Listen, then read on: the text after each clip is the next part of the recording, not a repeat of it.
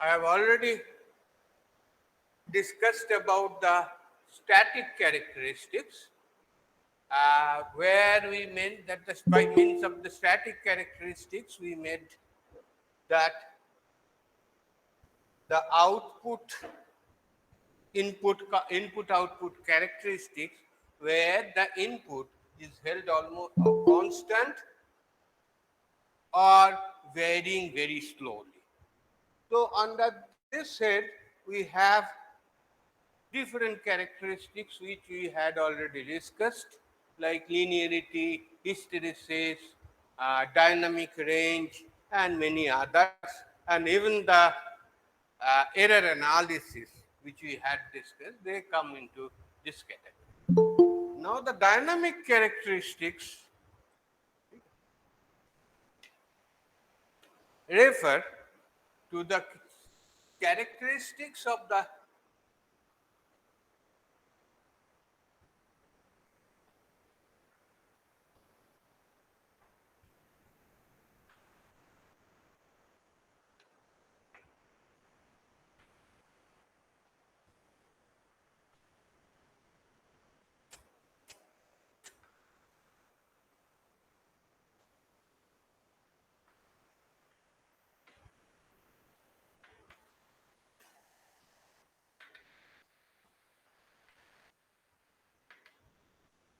what we mean that refers to the performance when the input is held, it's changing with time or changing rapidly.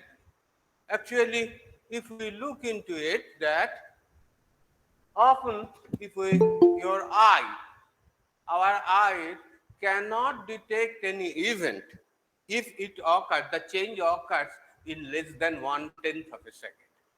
So we'll say as an optical detector, our human eye is not that fast, or its dynamic characteristics is not that good. So basically, what we are doing in this case is that trying to find out the characteristics when all the inputs and outputs are all changing with time. So naturally, what we can say, it is a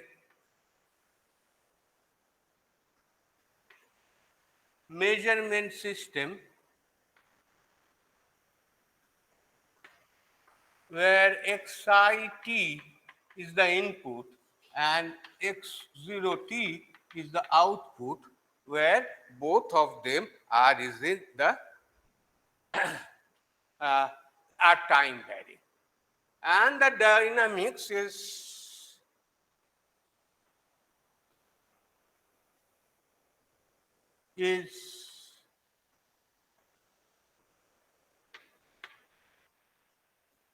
governed by differential equation,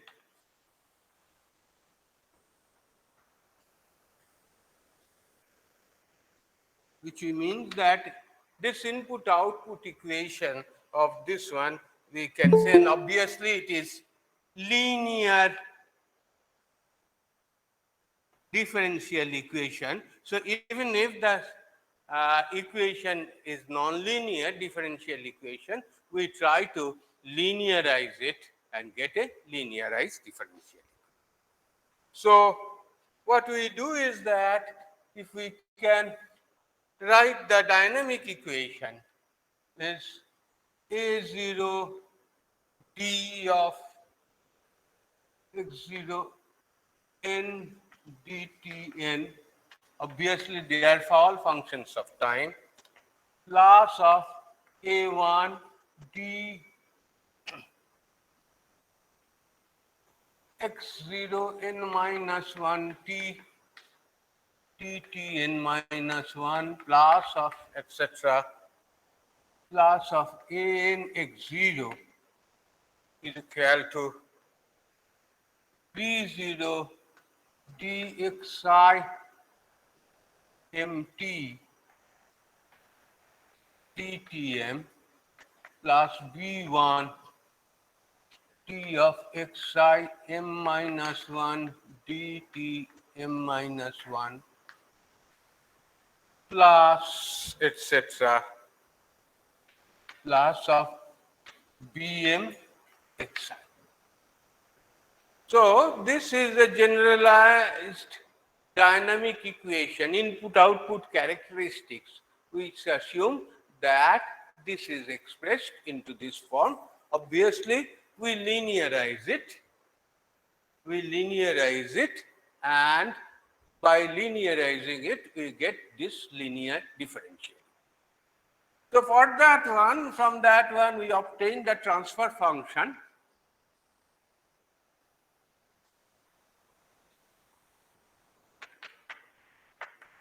And obviously with zero initial conditions, we get it like this.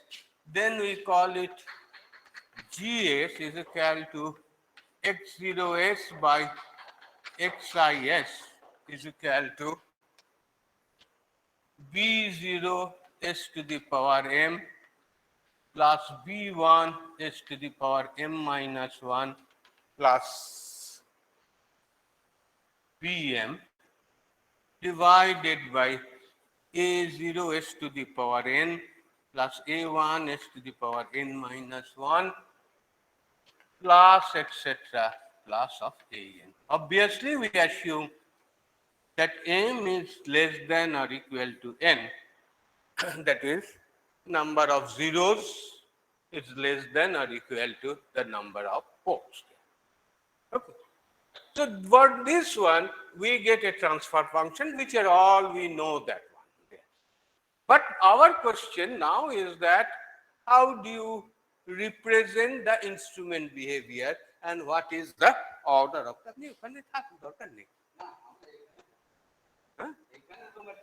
না না আপনি বলছি যে এখানে না বসলে হবে আপনি অন্যখানে বসতেন এসে গেছে মোটামুটি একজন দুজন আছে আমি করে দিচ্ছি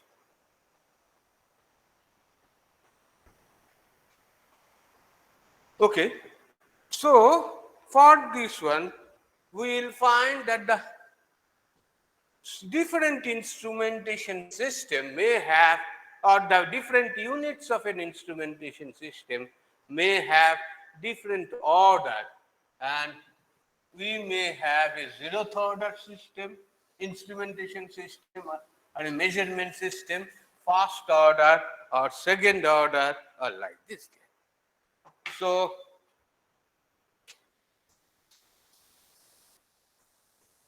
we may have different types of instrumentation systems or the elements of instrumentation as zeroth order, first order, or second order systems. And obviously their transient response or the frequency response we have already studied, but possibly we'll elaborate a little bit afterward. So first of all, let us see what is a zero order of sensors. I will just consider only sensors. So what are the different types of sensors we can have it? The zeroth order, first order, and second order. Mostly we will find that the sensing elements can be categorized into three categories: zeroth order, first order, or second order. Beyond this, and it is not very convenient to analyze, so we try to express them or simplify their models into the simple behavior. So first of all, what is there is the zeroth order system.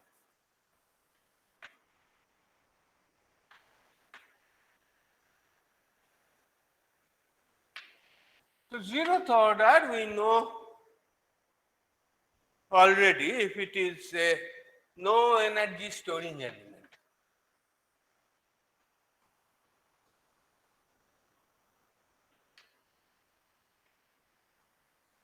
So definitely it should not, if it is not an energy storing element, it doesn't have any energy storing element.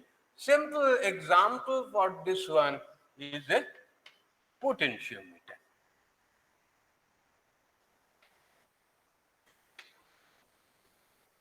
We have already seen it, studied it like this, that a potentiometer, if it is a linear potentiometer,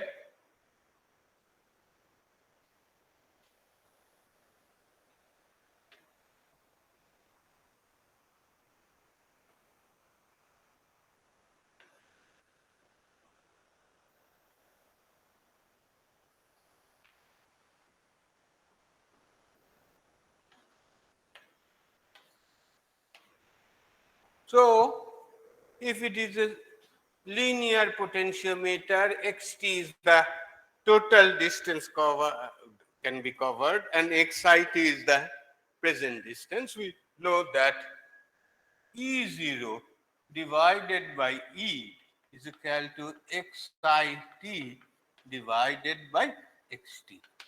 Or we can say E0t divided by xit. That is, capital E and xt are constant. Or we can say E0t divided by xit is equal to E divided by xt. That is the sensitivity. Dynamic sensitivity or like this. So it does not involve any differential, S term in the transfer function. So this is your transfer function. It does not involve any S term here, there. Sorry, it is E0 in that case. I will not say in this way. The transfer function is equal to E divided by xt.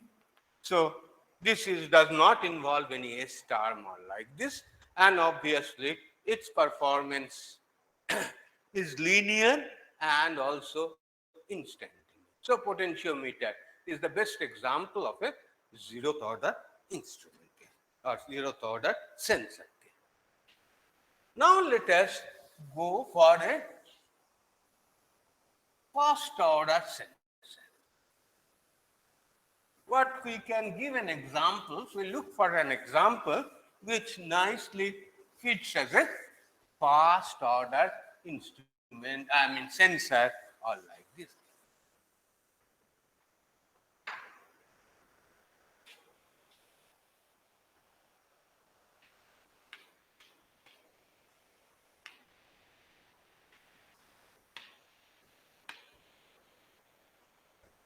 So what is a first order here there? I can give an example of a thermocouple.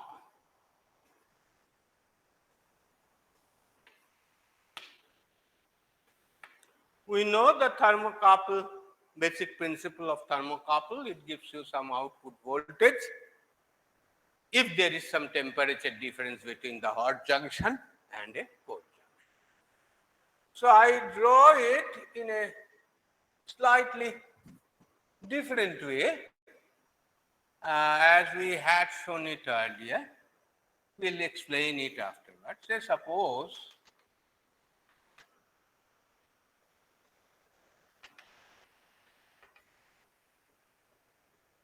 this is a fluid. This is a container where fluid is there and the temperature of the fluid is Tf. And we have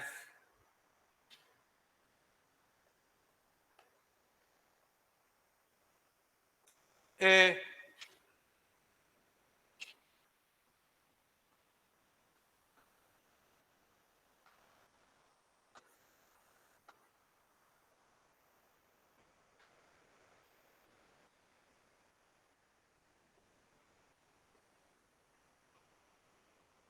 okay, I will draw the same color. I think that would be better.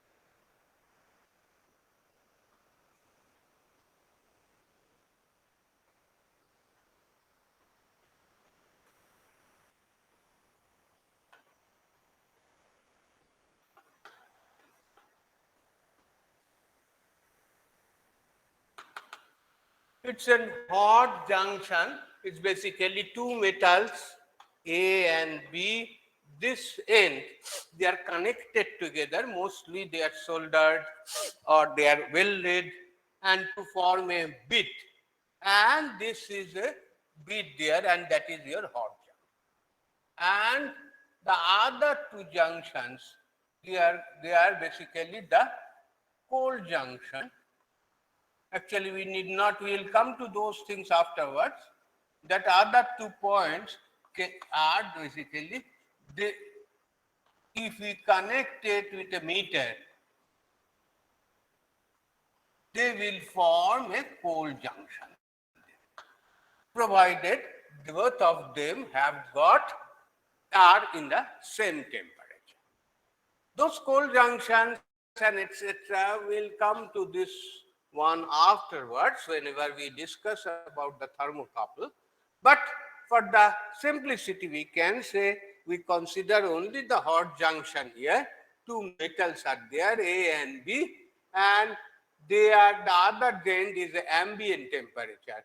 And between this one, the voltage E0 is basically E0 is developed there.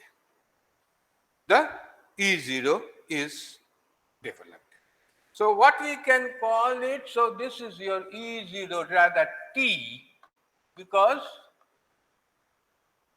time varying signal here, E0T, and I call it that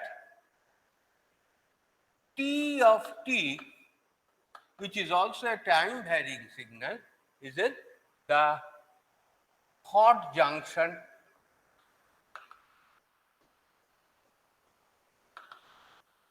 temperature. I think red is not that looking good. It is the hot junction. I will come back to this one. TT is the hot junction temperature, TT, and TF is the fluid temperature, which is more or less constant, and TA is the ambient temperature, which is basically, we can call it a cold junction temperature. Okay. So, suppose the thermocouple was, this fluid is at temperature TF, hot water or hot oil bath or like this at temperature TF. The thermocouple was outside. Suddenly, I dipped the thermocouple inside the bath. Suddenly, I dip the thermocouple inside the bath. So, what will happen if it is inside the bath? Then what will happen? The temperature initially, TT, was actually the ambient temperature, and afterwards, whenever it is suddenly dipped, this TT starts increasing, and TT starts increasing like this. So what we can say is that there would be some heat transfer, because why it should go? Because there would be a heat transfer from the fluid to the thermocouple bit, and this heat transfer will cause the temperature of the junction or the bit to increase there. So what we can tell is the basic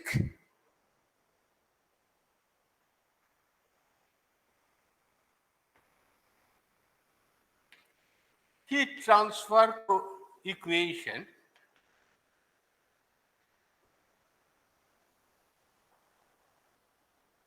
I can say is that rate of heat transfer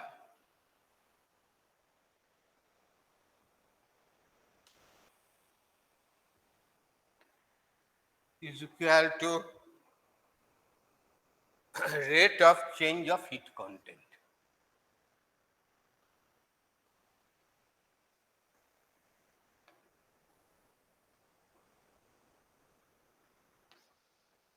Rate of heat transfer is equal to the rate of change of heat content.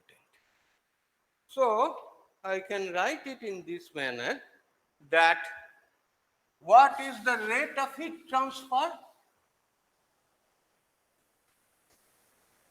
that the left hand side I can write it, the rate of heat transfer will be definitely depends upon the heat transfer coefficient of the fluid, the area of the bed, as well as the temperature difference between Tt and Tf. So, on the left hand side I can say it is equal to U into A into Tf minus Tt. That is the rate of heat transfer from the fluid to this one, to the hot junction bed, or like this. Now, what will be the right hand side? The right hand side would be, I will come to this one, and the right hand side would be, what it will be causing? It will be causing the temperature rise of the hot junction. So, what is the rate of temperature rise? I mean the heat transfer due, and that will cause the temperature rise. That will be m into c into d of dt t into dt. So, what is that? U is equal to heat transfer coefficient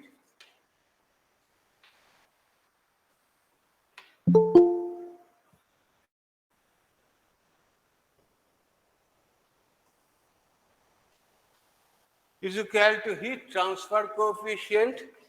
A is equal to surface area of the bed. Then m is the mass of the bed. C is the specific heat. Okay? So this is our most fundamental equation, that is UA is by A is equal to divided by into Tf minus Tt is equal to m into C into dTt by dt. Now what we will do is that we will try to define a little bit, define delta T is equal to Tf minus Tt. Sorry, delta T is equal to Tt minus Ta. Okay. And delta Tf is equal to Tf minus T, where Ta is the ambient temperature. That is the cold junction temperature. Okay. Delta T is equal to Tt minus Ta, and delta Tf is equal to Tf minus. So what we can say is that Tf minus Tt, I can write it is equal to delta T, delta Tf minus of delta T. So all the things we are trying to express it in terms of increment above the ambient temperature. So delta T is equal to the bed temperature minus the ambient temperature, and delta Tf is the fluid temperature minus the ambient. So basically this remains the same. Tf minus Tt is equal to delta Tf minus delta T. So we can write it also that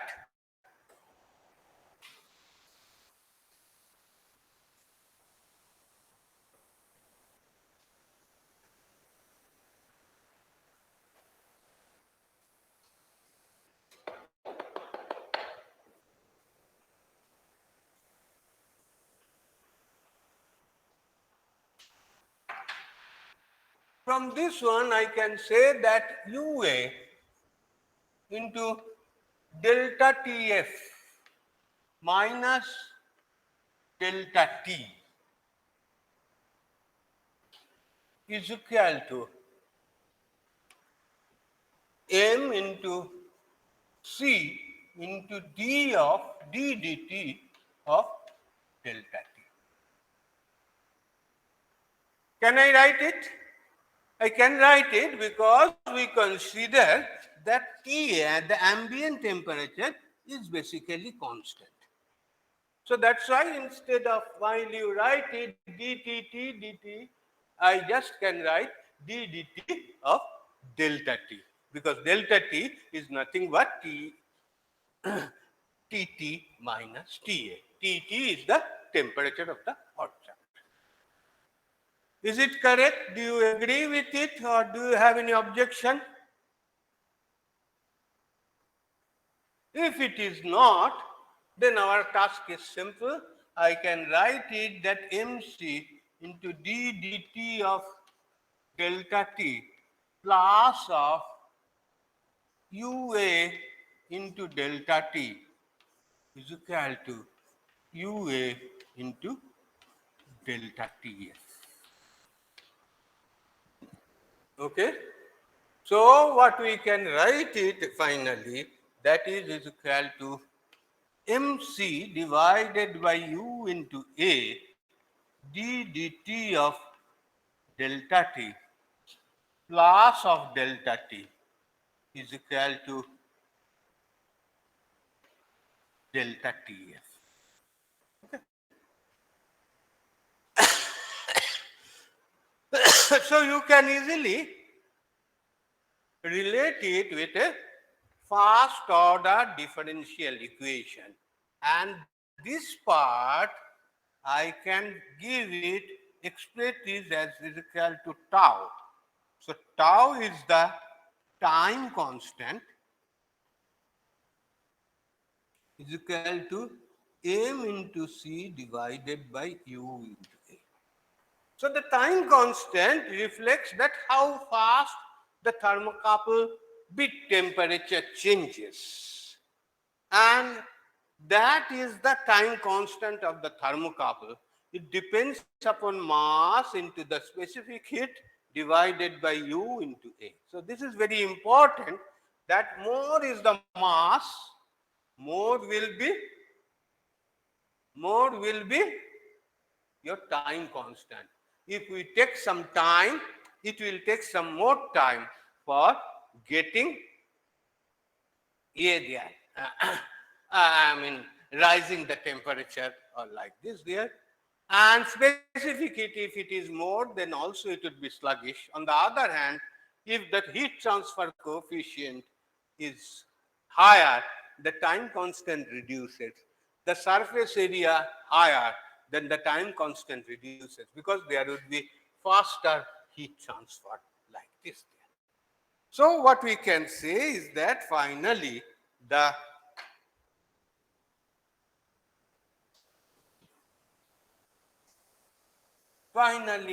we write it that the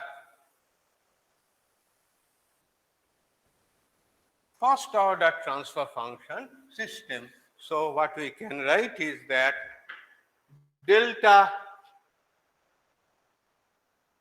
T divided by delta Tf, okay, S is equal to 1 divided by 1 plus S tau, because that is what, if we take the Laplace transformation, you get it like this. So it's a first order system. And now the tau d is the tau is the time constant, or like this there. And what we can say, the output of the thermocouple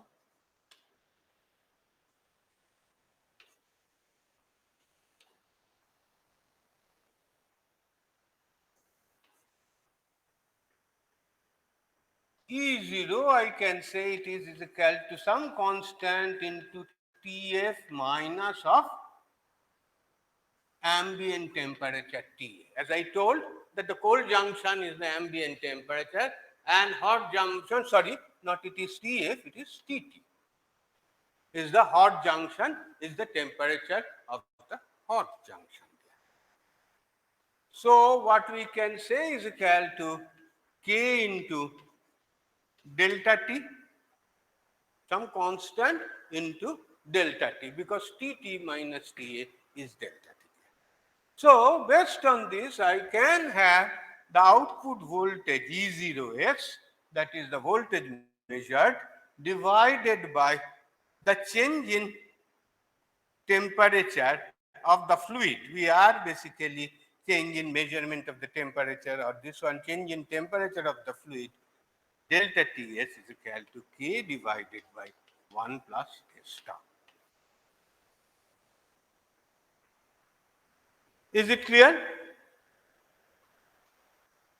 So what we conclude, that a thermocouple systems or anything which is having some sort of thermal inertia or any type of inertia having, so they will cause a first order system, at least a first order system. So thermocouple is a first order system.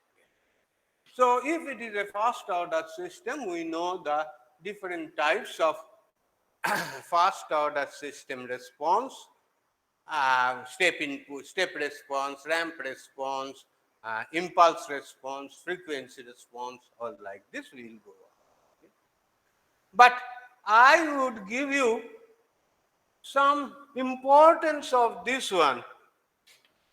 Uh, Importance of this one, this aspect, that time response of the thermocouple, or this one time response of a temperature sensor, in this one, in some other aspects. When we did not study these things, and when we did not study these things, but definitely this concept was very much in use. How? If we recall your childhood, you had a fever and your mother, your mom used to take temperature of your under the tongue, your tongue using a mercury thermometer. So this is a common there, and it was very uneasy, and so you tried to move it out from your mouth as early as possible, while your mom was keep on insisting, no, keep it for at least half a minute or 1 minute, or if she was very scared and serious, sometimes even to up to 2 minutes. What is the implication? Implications, I will come back to this one, implications that any first order system, if we give a step input, so what will happen? This will be rising like this there. The output will be rising like this. So the point is that depending upon the thermal mass of the the temperature sensing it, definitely that was the mercury there, which was the mass was quite heavy, and as a result what we had it is that the time constant of the thermometer is rather very large compared to the other one. So at least it says that at least half a minute to 1 minute is the time constant of this one. And your mother, and without knowing any theory of this one, used to insist, and rightly insist, that you must keep the thermometer inside your tongue, below your tongue, at least for half a minute, or if not 1 minute. So that is the implications, because before that one, till that time, you will not, the temperature would be rising, and it will not, unless it settles down, I should not take the area temperature. Okay. So this is the thing which we use, because the thermocouple had a, the thermometer as a mercury is the there, temperature sensor, or the fluid there, measuring liquid or like this. So it is heavy, and that's why its temperature is large there. But common thermocouple, I think the thermocouple time constant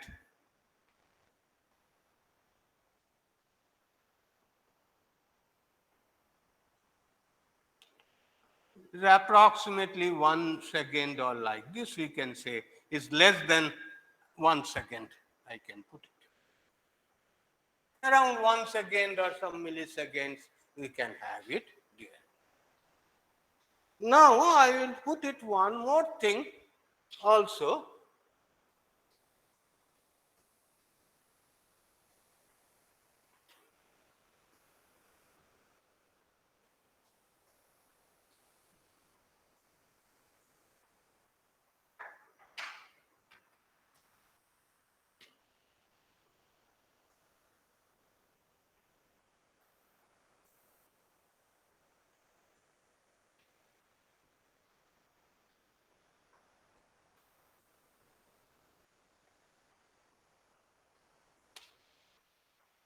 Thermocouple inside the thermal well. What does it mean? Often these thermocouples are very sensitive in the way they are rather, uh, uh, what we can say, they are very brittle or like this there. So sometimes, and they are also costly materials also.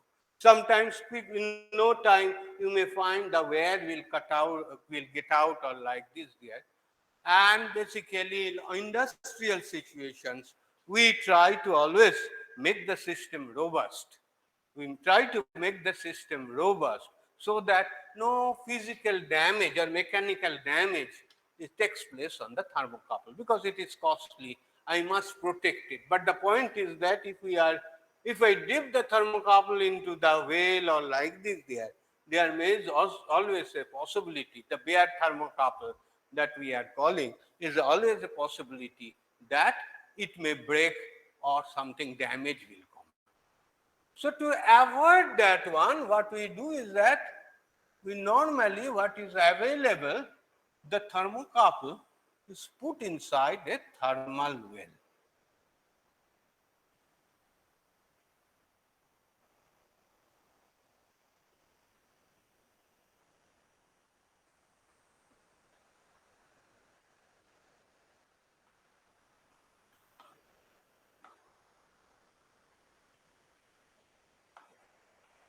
Normally it is stainless steel, I can say.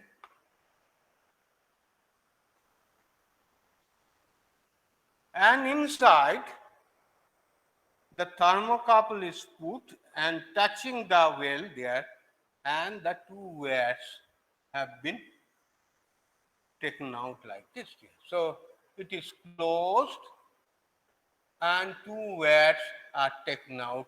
They are the two wares. But this has to the bead is in touch with this stainless steel. Okay. So that is the thing, is that thermocouple inside a thermal well. So what is the advantage? We can easily understand. In this case, the it is mechanically protected. It is mechanically protected. But in this case, what is that? You can easily see there are two thermal masses. One thermal mass is the thermocouple bead itself. Another thermal mass is the stainless steel well. That is a stainless steel well is another thermal mass. Definitely you can see from the formula mc divided by ua, you can say that uh, this the mass of the stainless steel is much more than the mass of the thermocouple bead. So the so what we can say, in without going to the details inside of it, we can readily say that it will comprise of two first order systems in cascade. Two first order systems in cascade, one first order system of time constant tau 1, another first order system is the another time constant, that is the thermocouple, the well time constant is equal to tau 2 there. So we can say that the transfer function in this case, if it is like this, very crudely I put it in this way, into 1 plus S tau 1 into 1 plus S tau 2. Okay, I can, without going into the much detail of it, so it becomes a second order system. It becomes a second order system because there are two thermal mass involved, and mostly the time constant will be decided by the which is more, that is the tau 2 here. But if you want to go more details about the transfer function with the Weyl and etc., please refer the Bentley's book, where more detailed analysis is given there for the thermocouple. But we can, I have avoided intentionally that part. But what we wanted to say is that if it is a thermocouple is inserted inside a well, then it is the overall system behaves as a second order over damped systems. Second order over damped systems, and this is, and mostly the time constant or the predominant time constant is actually the time constant of the thermal well. Okay, so this is one more example. So first order system example I have given. Next is a second order system. A second order sensor, example of a second order system among the sensors, we can say a second order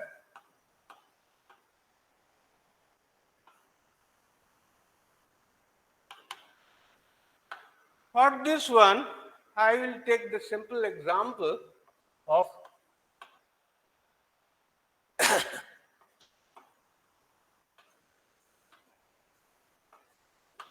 seismograph. You must be familiar with the seismograph. What does it do? It measures, it is used to measure earthquake, detect earthquake. Okay. So that is the primary instrument it was earlier used, though there are many there. That is a seismograph where the earthquake or any vibration, any type of vibration you can measure. The basic idea is that its construction, we can say, it is inside a box where a mass is being placed over a damper and a spring. So it is the spring and this is a damper, and with the mass there is some pointer which measures the movement of the mass. And this one is it is placed on a vibrating table